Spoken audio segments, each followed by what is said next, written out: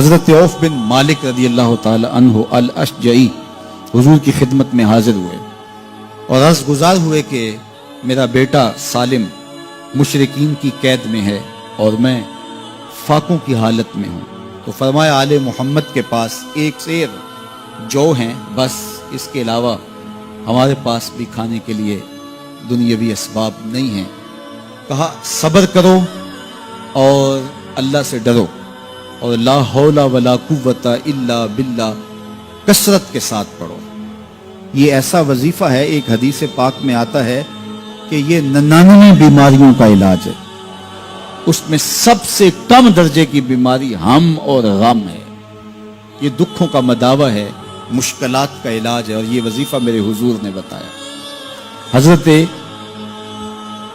ابو ذر غفاری رضی اللہ تعالیٰ عنہ کو حضور نے 5 چیزیں بتائی تھی. ان میں سے 5ویں چیز یہ تھی کہ ابو ذر کثرت کے ساتھ لا حول ولا قوت الا باللہ پڑھا کرو.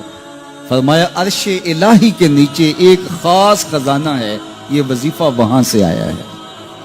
یہ زندگی میں معمول بنا لو. جب پھنس جاؤ، مشکلات میں آ جاؤ تو لا حول ولا قوت الا باللہ پڑھو، اللہ راستے کھولے گا.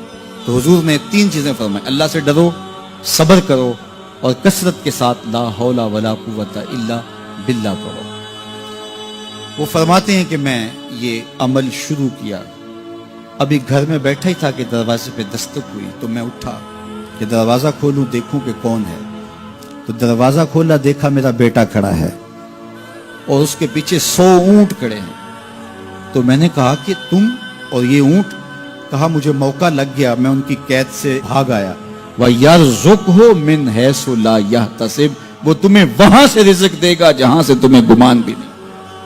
اس کے ہو کے تو دیکھو. اللہ اکبر. اللہ کے ہو جاؤ تو پھر وہ تمہاری ضرورتوں کا کفیل ہو جائے.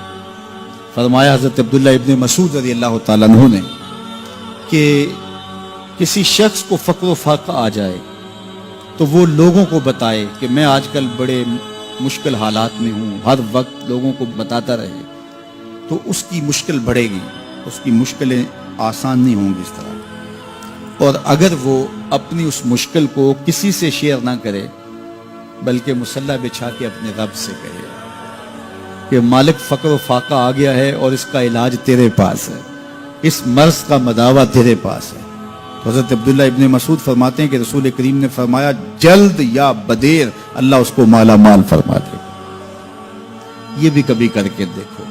مشکل آ جائے، فاقہ آ جائے، مصیبت آ جائے، کسی سے نہ کہو، صرف اپنے رب سے کہو، پھر دیکھنا اس کی کرم نوازیوں کا می کیسے برستا ہے. دین کی بات پھیلانا صدقہ جاریہ ہے. ثواب کی نیت سے ویڈیو کو شیئر ضرور کیجیے. جزاک اللہ.